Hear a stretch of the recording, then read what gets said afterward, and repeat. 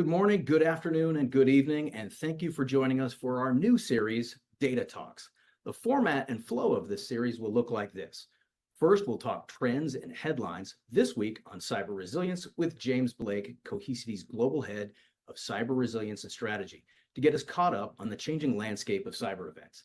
Next, we'll hear expert insights from the trenches with our guest, John Anthony Smith, founder and chief security officer at Conversant Group.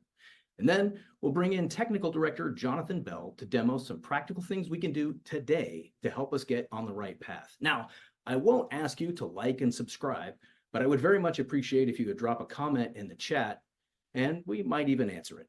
Anyway, I'm sure you're all religious followers of thehackernews.com or darkreading.com or Security Week and CISA newsletters, etc. But if not, fear not, I'm not. That's what this trends section is for. Of all of the IT topics, cybersecurity is so pervasive that even the mainstream media is picking it up. In fact, last week, NPR was just covering a story on the increased threats to hospitals. And they touched on several themes that are quite relevant for our conversation today. Themes like cyber criminals are actually more than just Russian gangs. I know, it seems obvious, but it's expanding. And the industry has unto itself become its own industry with nefarious products and services offered to the masses and attracting talent for the top groups with benefits and packages just like 401ks. Now, I'm not encouraging anyone to go and apply, but it does give us some insight about how this landscape is changing. Another aspect of these trends, when they're talking about hospital attacks, is the nature of why the target is so enticing. And it's because there's life or death consequences, and it adds pressure on the company they're extorting. But secondarily to that, and just as valuable, is leveraging the personal records for blackmail purposes, to blackmail those patients with their individual records. Pretty terrible stuff, concerning on so many levels. And the cost is being passed on, not just for cost of loss, but cost of prevention is being passed on to customers in multiple ways. There's a few things that stuck out in the story, but one of them is the spend keeps skyrocketing and they don't see a lot of results from that spend. So to help us unpack these trends, I'd like to welcome James Blake, previously mentioned, head of cybersecurity here, and is a cybersecurity veteran with 30 years experience having roles such as Global Director of Cyber Risk at JPMorgan Chase, CISO at Mimecast, and of course plays a key role here at Cohesity, working with customers to promote cyber resilience best practices. James, thanks for being on with us today. Hey, hello, Jake. So one of the things that I mentioned jumps out, it was mentioned by a couple of different people in this space, was, hey, unlike other situations, you actually just let you hear people say, we're going to throw more money at the problem, be it education or in-laws, and just make it go away, right? And that's not working here. The spend is going up and it doesn't seem to be getting any better. Can you add any context to that for us? Yeah, I think you covered one of the first things is that constant innovation in ransomware behavior, right? The professionalization of ransomware operators and the continuing adaptation of both their technical capability, but also their business models that they're using. You mentioned, double extortion attacks. And of course, they're off into triple and quadruple extortion attacks now, both harassing data subjects and also, reporting the victim organizations to regulators. The world has gone truly insane. But I think one of the biggest innovations that we've seen in the ransomware operator space is ransomware as a service. Whereas we used to face probably 50, 100 ransomware operators, and they needed the technical chops to manage the infrastructure. They had limits in their scalability by the amount of people available in their criminal enterprise. And what these groups have gone off and done is build platforms that affiliates, people with no technical skills can use to launch these attacks. So that means we've gone from 50, 100 groups to potentially, thousands, tens of thousands of people, traditional criminals that can now move into this digital criminal enterprise. And the other thing that ransomware as a service has done is it's also made the economies of scale work so that the actual ransomware gangs are less dependent on things like phishing, where we could teach people, best practices in awareness and training and things like this. And they're moving to targeting vulnerabilities. So we've seen gangs like Clock, Lockbit, Black Hat, Alpha V, multiple other ones in the last year, over 24 vulnerabilities in internet connected infrastructure. And it takes the average enterprise 128 days to patch these. And they are weaponizing these vulnerabilities in as little as 4 days. So when did you do your last vulnerability scan? You're not even aware you got these vulnerabilities in a lot of cases. And then there's two other misconceptions which are more harmful, as organizations than it is what the ransomware operators are doing. The first one is this misconception that a destructive cyber attack, be it a ransomware or a wiper attack, is like a business continuity incident. And a business continuity incident, you can probably count the causes on one hand, the root causes, and they're very easy to determine. I walk into a data center and my feet are wet, it's a flood. If I walk in there and it's warm, it's going to be a fire. If it's windy in there, there's been a hurricane, right? If it's dark, there's been a power outage. And almost everything else is going to be a mechanical failure or a misconfiguration, right? Software issue. So it's very easy to automate, to understand what's happening. So a lot of people from an IT perspective that are looking to deal with ransomware incidents, it's recover that last snapshot, orchestrate recovery, instant mass restore. And the trouble is we just bring back all those artifacts of the attack, the vulnerability that allowed us to be attacked in the first place, the defense evasion or lack of a defensive control that didn't prevent the attack, the persistence mechanisms. And I've been at organizations, I was at one oil and gas company that had tens of thousands of servers wipes. And, we recovered 15 times because we didn't do response. We didn't understand the attack. We didn't mitigate it, and we kept reintroducing it. And this is very common. And then the other misconception is actually on the security side. For 30 odd years, I've been used to data exfiltration attacks. That's all CISOs had to worry about. And those losses are largely sunk. They're things like reputational damage, regulatory fines, litigation. And so we didn't have the urgency we've got now, which is where the organization we work for can't deliver products and services. So our attitudes towards incident response were somewhat laissez-faire, let's say. And the other thing is, we don't expect our tooling to be impacted, right? We don't expect the destructive attack, the encryption attack, to actually impact our ability to respond. So I've seen a lot of customers that have had rude awakenings where, the same oil and gas company I mentioned earlier, the security operations center, we got locked in it because the HID door entry card system had got wiped. Could we phone security to come and get us out? No, we couldn't, because of voice over IP and the telephones had been impacted. So a lot of organizations' workflows that I work with them to help improve, I just think, they're not fit for purpose for destructive malware attacks. And the final thing on that point I will leave you with is the fact that we're over-reliant these days on remote access, endpoint security solutions. So almost everyone has moved to these. What is the first thing you do in a ransomware and a wiper attack? You disconnect the network, you isolate the host, you contain the attack. How is your endpoint security software going to help you respond in that situation? How are you going to remotely forensically image those machines when you've got no network? And this is a missing factor in a lot of organizations. So in summary, we need to protect our backups to make sure they're there. We need to recover our ability to respond. We need to investigate the incident to discover root cause, mitigate those causes, and then recover back into production. And I don't see that in a lot of people's ransomware plans.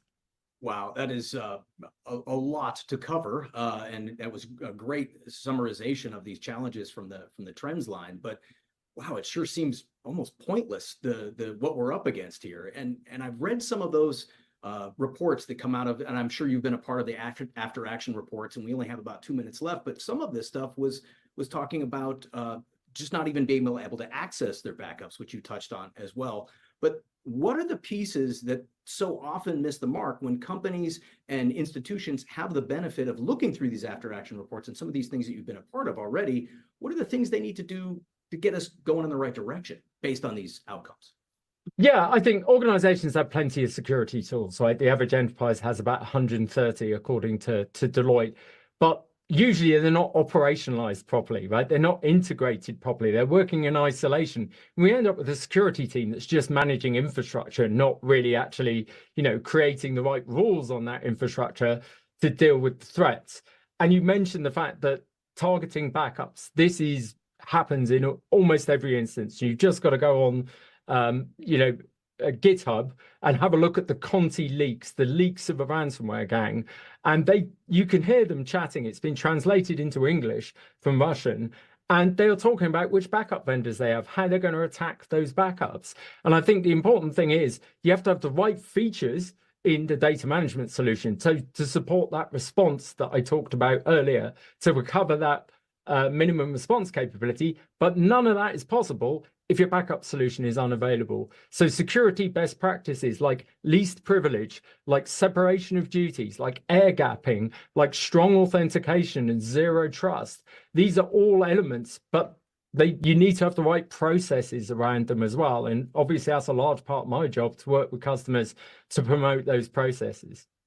Thank you so much, James. This is great, powerful insights. And really appreciate you being here. I'd like to pivot and bring in John. And one of the great elements we want to do with this webcast is to bring in people who are in the trenches every day doing this kind of stuff. And that's why I'm excited to introduce our next guest, John Anthony Smith, founder and chief security officer for Conversant Group, who has secured infrastructures for over 400 organizations. He's also served as VCIO and trusted advisor to multiple firms. John, thank you for being on. Thank you for having me.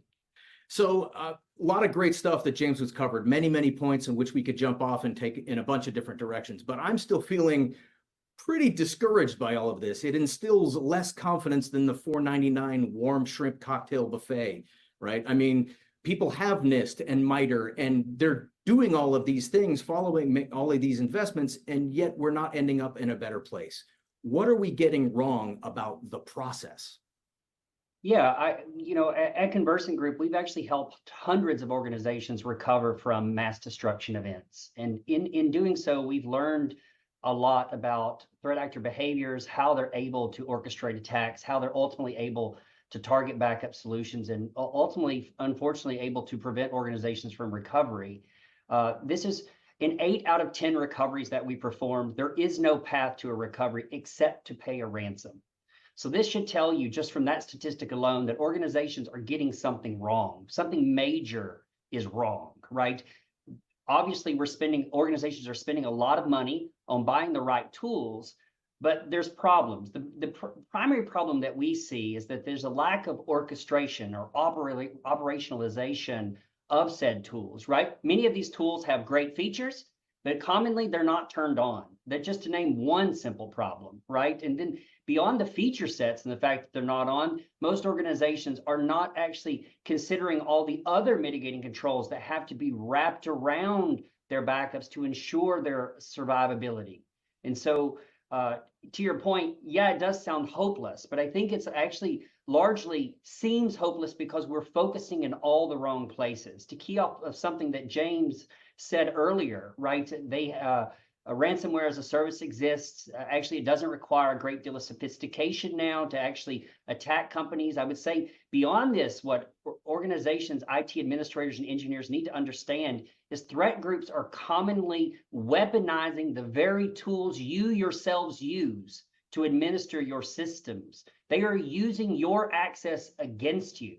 We commonly say, if you can do it as an IT administrator, you must assume that a threat group can do it as well. And so what we see is that these are the very reasons why threat groups are able to gain access to backups and destroy them. It isn't hopeless, though, Jake. The reason it isn't hopeless in our regard is I believe that hope is found in focusing on the right things and spending time on the right things. And the right thing is protect your ability to recover. Your backups must be survivable. And unfortunately, this isn't a decision about simply choosing the right product.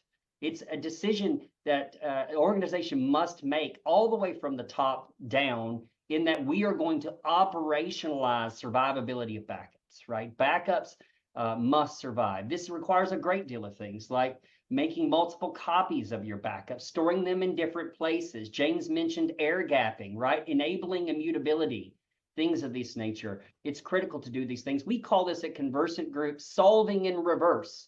You must assume that a breach will happen, not if a breach will happen. If it happened, not if, but when it happens, will you be prepared to actually recover from it? And one other point, and then I'll change it, turn it back over to you, Jake. James did mention that in the data center, if the lights are off, you know there's probably a power problem. If you're standing in a foot of water, you know there's probably a flood. Most organizations have, frankly, prepared for two forms of recovery, but they have largely forgotten and ignored the third type of recovery that, frankly, is more common today than flood, fire, hurricane, and tornado. That is mass destruction event. Most backup controls will not hold up in this restoration context. Why? Because threat actors are going to weaponize and use IT administrative access against you. They will gain access commonly to these tools, and they will exact damage through that access. That is super insightful. I wish we had a longer format to let you guys just run out, run wild with this, because there's a lot to cover here. Great insights. One of the things that I'm hearing, though, is there's this conflation of a cyber event as a cyber event, or ransomware can also be said as cyber event, but then there's wiper, and you're talking about strategies. Do these cover all of our bases, all of those potential attacks that we could be facing, and how do they overlap, and how should we sort of compartmentalize our strategies for these things? It's a very good question. Now, essentially, there are three types of recoveries. There is a recovery from file deletion, file overwritten by a user. I would call these normal recoveries. The second form of recovery is a business continuity recovery, right? Flood, fire, hurricane, tornado. And these are the two recovery scenarios that largely most organizations are prepared to recover from. The third form is the mass destruction event. Threat actor has gained access to the core production data stores, the volumes on your arrays, and they have either encrypted that data, or unfortunately, I can say threat groups are more commonly willing to delete.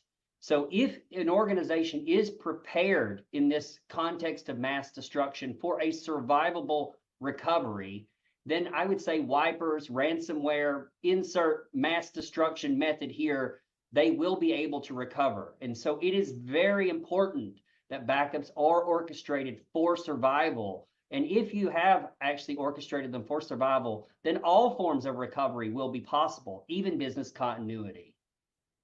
Wow. Fantastic bringing that all together for us. It's not to sound negative, but it still sounds overwhelming with all these moving parts.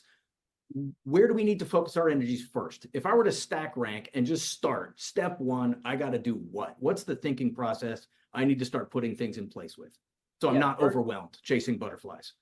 Good question. Firstly, you should focus on survivable backups. I hate to repeat myself over and over again.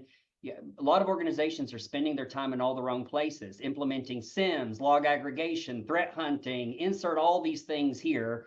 And there's nothing wrong with those things. But if you do not have a confidence in your path to a recovery from the breach context, meaning your process to orchestrate and operationalize backups must be informed by what threat actors are doing right now. And if your processes are not informed by breach context and are not being orchestrated from that paradigm, then your backups likely will not survive. So that is where you must focus your energies first.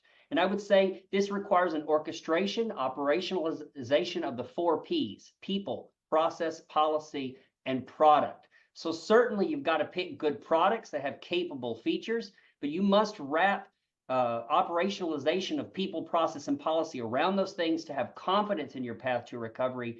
In the context of Cohesity, this would be things like enabling data lock, quorum, enabling the software firewall on the appliances themselves to prevent inbound SSH, securing the IPMI port, to name a few.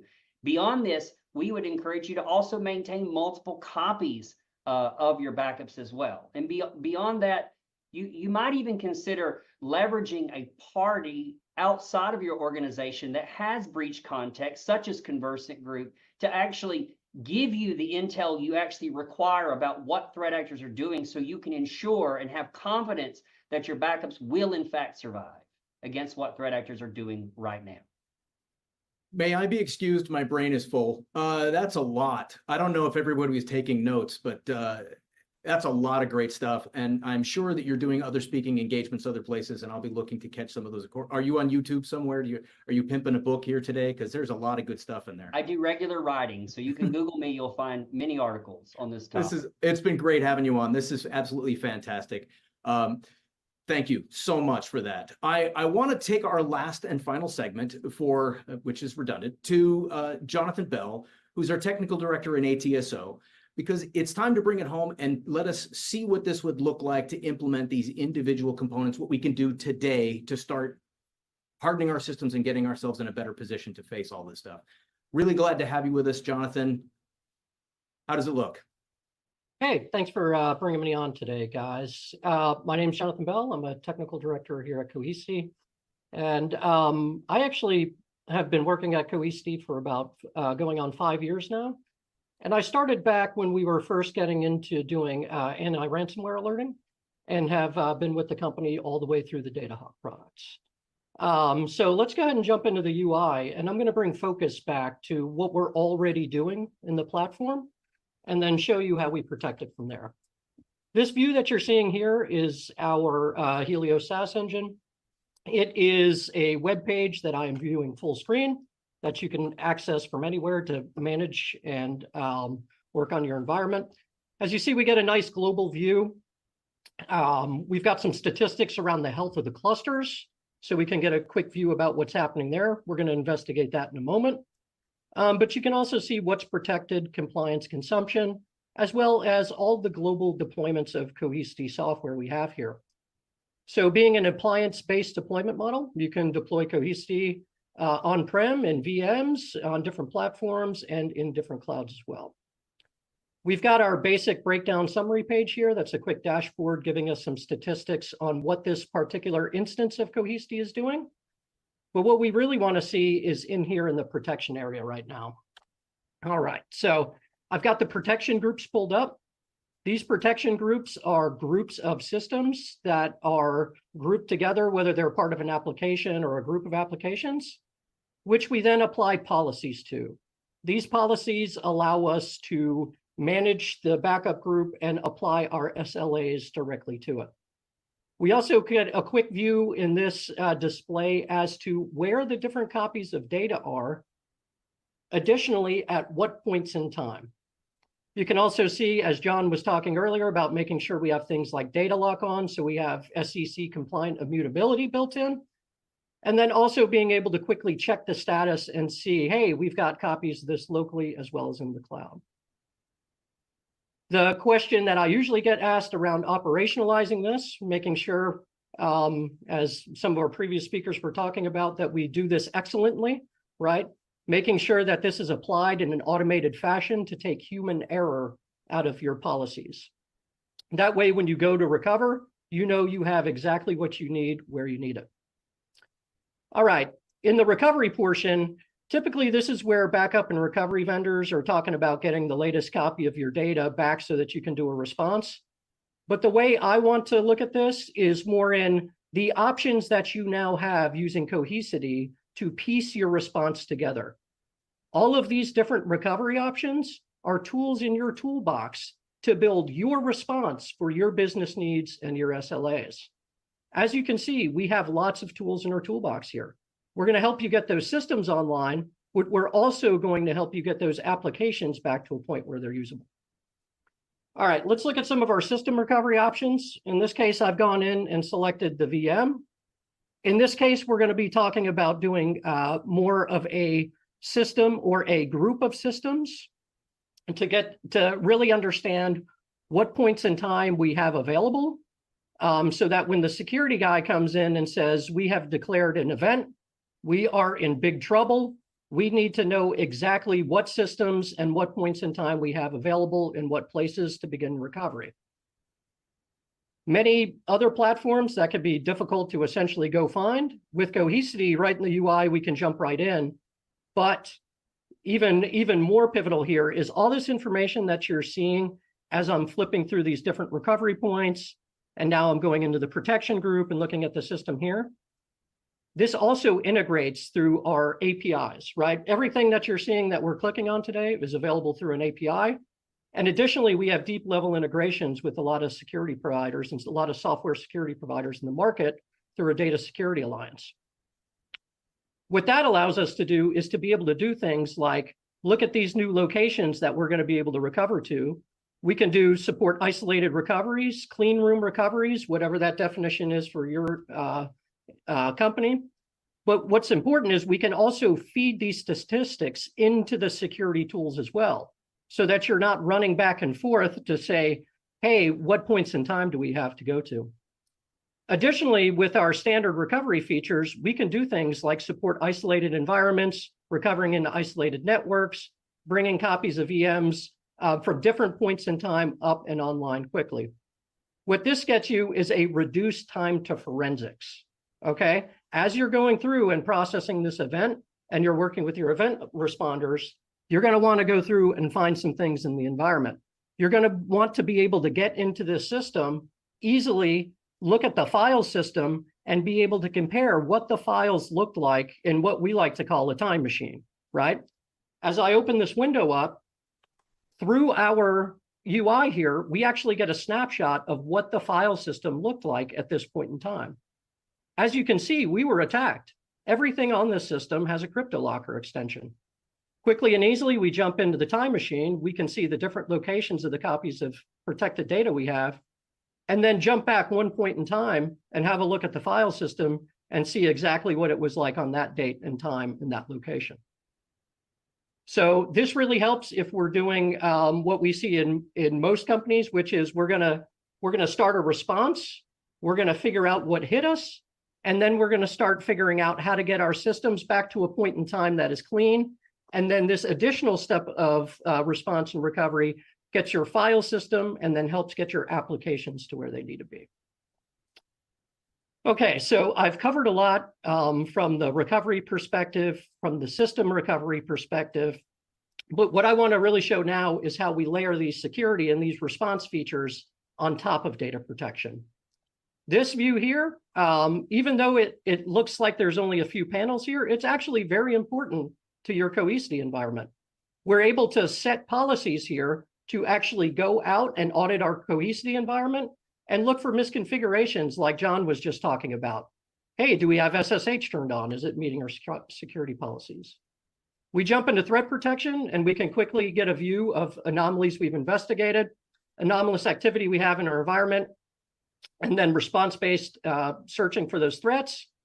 We can also, using Big ID as our OEM engine, go and look for PII in these data sets as well. And what's important to understand is using these tools, we are accessing the backup data and not the live systems. So as long as it's stored on our platform, we can access the data without negotiating with system owners. All right, this is our anti-ransomware alerting. For anti-ransomware, this comes with our Data Protect product. There's no additional license required. And it's looking at changes in the actual data, trends to the amount of data that's changed, the file system changes, how the blocks have moved around in the environment. And then if we alert, we can also trigger automated scans to go ahead and look and see, according to our threat feed, what we're seeing in this, right? In this case, we're seeing multiple things that could cause problems and known exploits that are tied back to known Yara roles. All right, so now that we've got an idea that we've been hit with something and we've done a little bit of a response, we also want to be able to do things like lock the system down. Cohesity has multi-person integrity built into the platform for both our Helios SaaS engine as well as our local clusters. We can put all these configuration type events behind a quorum. And then that way, if anyone ever wants to change these settings after you've put the system in, it's going to have multiple approvals. Additionally, we have integrations with our Data Security Alliance that are quickly and easily configured directly from within the UI of the Cohesity product.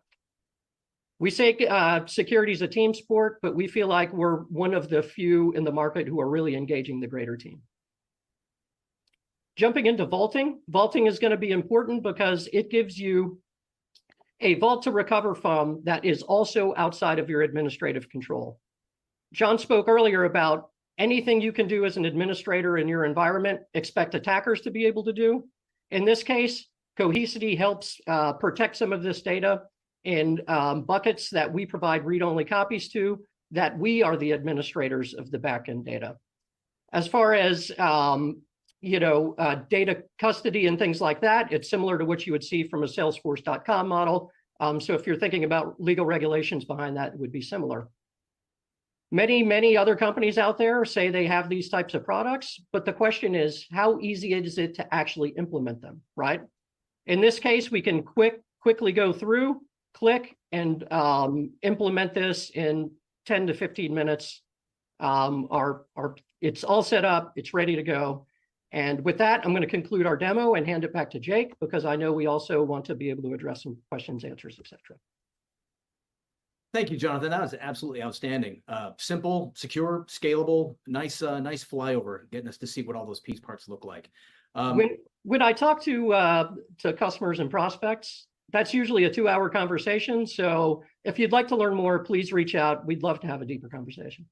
Yeah, thank you for mentioning that, because one of the things we're trying to do with this whole new series of data talks is find the stuff that's going to be most impactful and helpful to people who are watching, right? So we are going to send you a survey. We are going to ask you for your input because we want to make this relevant for the stuff that you're doing out there. So hopefully the conversations that our guests brought for you today is helping in that regard, and we look forward to getting your feedback. Guests of the show will receive actually nothing. We don't give our guests anything, but we're grateful for having them on, and all the J names. And I think, is it next one we're doing T names? I don't remember. Anyway, point is, it was great having everybody on. James, John, J Bell, as we affectionately call you here. Thanks so much. Appreciate everybody being on. This concludes our first episode. Thanks everybody.